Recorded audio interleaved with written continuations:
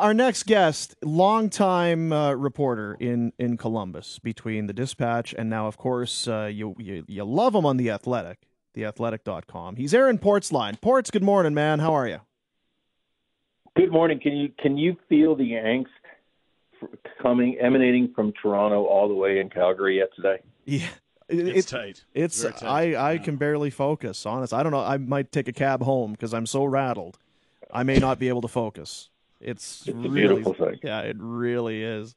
I think we were talking to you a number of weeks ago, and it may have been around the time that Pierre-Luc Dubois was traded to Winnipeg in exchange for Patrik Laine, or maybe it was beyond that, wondering about Laine. And that will come up again today. But you had an article over the course of, it came out yesterday. Blue Jackets likely to trade Seth Jones without contract extension. Now, this is maybe not shocking, but he's got a letter on his chest. He is a high draft pick. He's been there a long time. And the news that he would want to test free agency, I guess, isn't really news, but it's a big star. It's another star for the Blue Jackets, I guess, that while he's not saying trade me now, he's just saying I'm not going to re-sign here. Is that fair? I guess, can you kind of just characterize the conversations that you've had?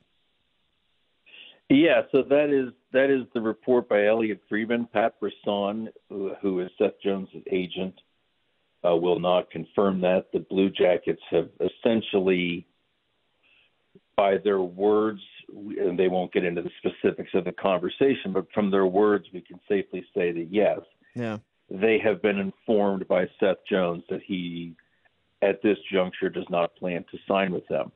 What was interesting about the story that you just cited is 3 weeks ago, Jarmo Kekalainen made it clear that he was willing to take Seth Jones into next season unsigned to an extension, and see if he might change his mind as the year moves along. Now, we've heard this before in Columbus. Artemi Panarin, Sergei Bobrovsky, they did the same thing with those two guys in 2019. Now, John Davidson, a good Albertan boy, has come back to the Blue Jackets organization, and that approach now has changed. And Davidson's point articulated well in that article. This is not 2019 anymore. This is not a team that has a chance to, in his words, go for it, meaning the Stanley Cup. And so there's just no way they can risk letting a player like Seth Jones walk as an unrestricted free agent. His trade value likely diminishes if they carry him into the final year of his UFA. So he's likely to be moved this summer unless there's a change of heart by Seth Jones, unless some miracle, I would think it takes at this point, happens and he says, you know what, I do want to stay in Columbus long term. Let's get something done. Now, I know in the past that there'd be hurt feelings. I think that we maybe saw some of that with Dubois, or at least maybe the way he went around it. Certainly Jeff Carter, it did not end there well with him. Is it different now because basically Seth Jones he said, look, I've been here for 6 years. I have another year. I'm going to play it, and then I'm going to be a free agent. It doesn't make him a bad human or a bad guy. Is it at all different in that sense? Well, I mean, is this situation different than Jeff Carter? It's, worlds different. What Seth Jones is doing, listen, the greatest favor he could do this organization is to say, I'd love to sign with you long term. Let's get this thing going. Let me stem the tide of players leaving Columbus. Let it begin with me. That would be the best thing. The next best thing is what he's doing, making it clear to them that this is where I stand a year out. Now you can respond accordingly. I think that is so much better than a player who says, I'm not really sure, mamby-pamby, but really in his heart of hearts knows what he wants. Seth Jones is likely to test free agency in 2022. That is 100% his right by the CBA, and I dare say the kid's done them a favor this early in the summer by making it clear that is his plan. Aaron Portzline of The Athletic, our guest here on Sportsnet 960. Ryan? So I agree with you, and I think the first gut reaction is probably like, oh, again, here we go. But it really isn't again, because you didn't have a chance to recoup any assets for Bobrovsky and Panarin, or at least you chose not to. Correct. But that said, it's still a bit of there's got to be some bruised ego, or a bit of a psyche issue amongst Blue Jackets fans, doesn't there? Oh, no question. No question. The easiest thing to do is to lump all of these players together and say, nobody wants to be here. And that is, I'll acknowledge, that's what it looks like, the view from 500 feet. Now, I think certainly a person in my chair has a responsibility to go player by player with these. Panarin dreamed of playing for the New York Rangers, biggest market, biggest stage in the world. That's what he wanted. Bobrovsky left the Blue Jackets. They didn't want to make him the highest paid goalie in the league. I may point out at this point that's an absolutely wonderful decision, given what that looks like now. 5 more years on Bobrovsky's contract. He turns 33 before next season. He's no more than the third best goalie in that organization, at least when the season ended. Matt Duchene was acquired. He was a pure rental, and they did not offer him a contract before he went to Nashville. Everybody knew he wanted to go to Nashville. He wants to be a musician and a hockey player. That's great. So each of these you look at, and now Dubois, he wanted out, and he has not said why. He has not said why. Things got really sour with Josh Anderson. That's not a good look either. They survived that early wave of defection. They did not survive losing Anderson and Dubois. You can't take 2 6'3", 220-pound forwards out of your lineup and expect to play the same way. They have a reputation right now, and Seth Jones's desire to test free agency does not help that in any way. And I think that's a big reason why nobody wants to say it, but I think the plan in Columbus is looking at a pretty complete rebuild because I think Patrik Laine may be on the move as well this summer. Wow. Okay, so you got Laine potentially. We know they've got a really deep system of netminders. Tarasov, a guy that's highly touted. There was sort of a thought that maybe they had Korpisalo and or Merzlikins available. Now this, I mean, it does set up the summer for a major blockbuster too, doesn't it? Oh, I've been telling my wife doesn't want to hear it anymore, but I've been telling her there are like 7 issues in Columbus that in a normal summer would alone be the big blockbuster deal. I mean, John Davidson coming back to the organization rocked the foundation of this place again. What do they do with Seth Jones? They're going to trade a goalie. Hell, they're hiring a coach right now. We haven't even talked about that. John Tortorella's left the organization. They're hiring a coach. What do they do with Laine? They've got 3 first-round draft picks, and until this, I don't know how the Seth Jones situation changes things. They were willing to be very aggressive with those draft picks, especially their late first-round picks, in acquiring immediate help. I think the timeline's been slowed a bit now, where the urgency to do things is not quite by next fall. They can maybe take some time with this, but it's going to be a crazy summer. Would Max Domi's name fall in there too somewhere, or do you expect him to maybe be a bit of a different player with Tortorella gone? Well, I think he's one of the players you look at and wonder what it may look like with a different coach, for sure, a different system, absolutely.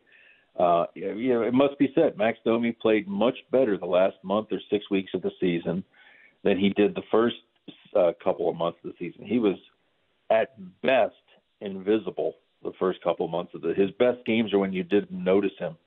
He had some other games where you couldn't help but notice him, how poor he was the first 2 months of the season. He finished the season pretty damn strong, looked like a playmaking centerman. The defensive problems with him are what kept him out of the middle early. But he looked like a different player to me at the end of the season, and I think there's a chance for that to continue under a different coach. I feel for a few guys, and look, Tortorella, we all know what he is, right? He's unfailing, he's unforgiving in the way that he does business.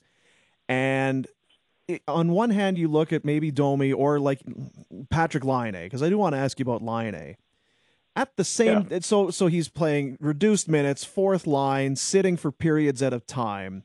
Tough to contribute when you're playing minutes have gone down that much. But he didn't really deserve it. The giveaways and the mistakes were glaring at times. He had 10 goals in 45 games. He was not good in whatever minutes he got. What did you see with Laine, and what do you expect? You talk about a trade. Expand on Laine a bit from this season and moving forward. Yeah, well, I mean, I think the easiest thing in the world to do is say that Tortorella is the reason Laine didn't play well.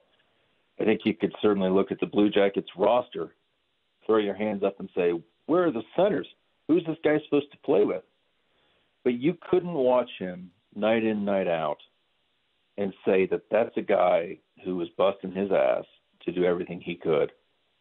His shortcomings were not the finer points of not having a guy on his line to play with. He just wasn't there a lot of nights, and the body language was just atrocious,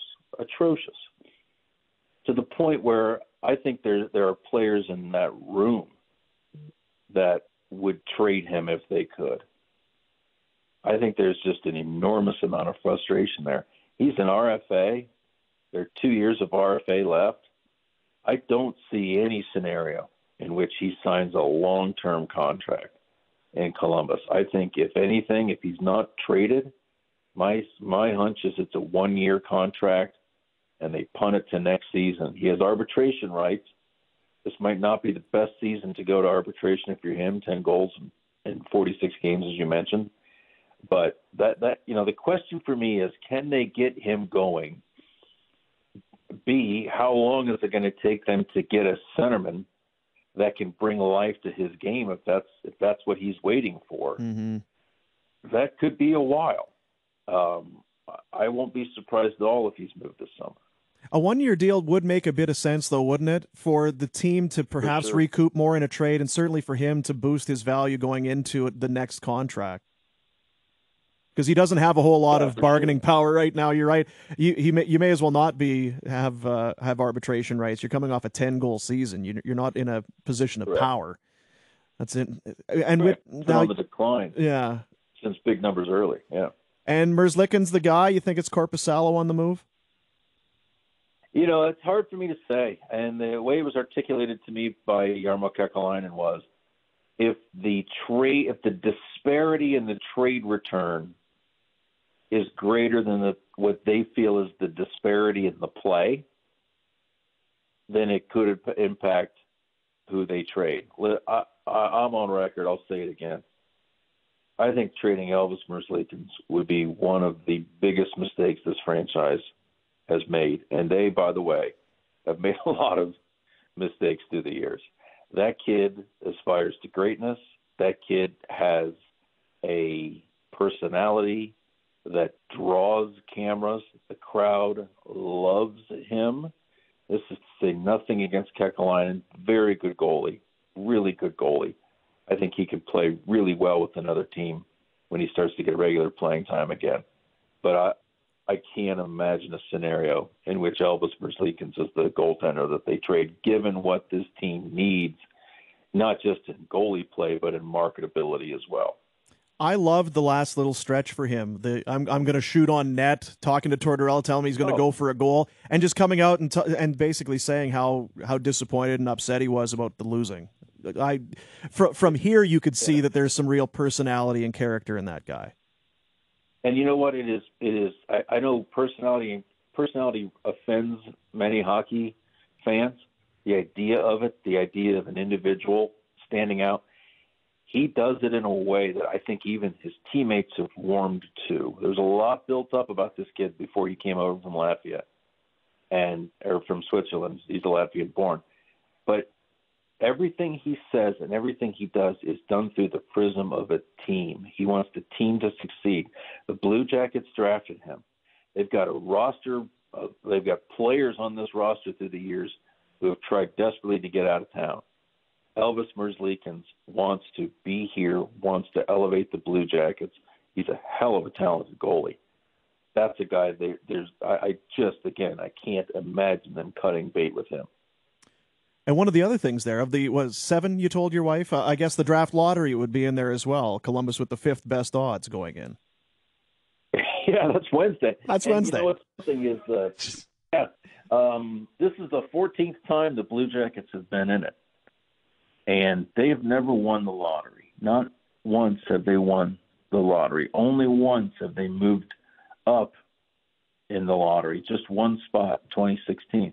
I've got some mathematicians through the great social media source that is Twitter. I found some graduate level statisticians who figured out for me that the chances of the Blue Jackets having won a lottery to this point is over 80%, and they've never done it. Yeah. And no, they're so due. here it is. Yeah, they are due. And just the one first overall, Rick Nash in 2002, right? Well, they didn't even win that one. If you remember, they were 3rd overall, and Doug McClain, maybe his best move as Blue Jackets GM, worked his way up from 3-1 in a 3-way trade with, I believe, Atlanta and Tampa Bay. Is that right? Yeah, I probably would if I jogged my memory on that. But again, they've never won the number 1 pick. A 6 and a 6 and a 7 and a 6. It doesn't excuse them, right? It's not an excuse. And the one year they had the 2nd overall pick, it was really just that was the Ryan Murray draft, right? When Yakupov goes at 1, you look back now and there's good players in there, but it's not as though you had a huge talent waiting for you at number 2 necessarily either. Well, I mean, good to talk to you, man. I appreciate, always good to catch up with you. And in some ways, when you miss the playoffs, it can become exciting in time for the fan base, but it is a lot. You're going to be busy there. Yeah, I have a feeling we'll be talking again. Yeah, good enough, man. Thanks for your time. Take care. Well, thanks, guys. Thanks for having me. Hey, thanks.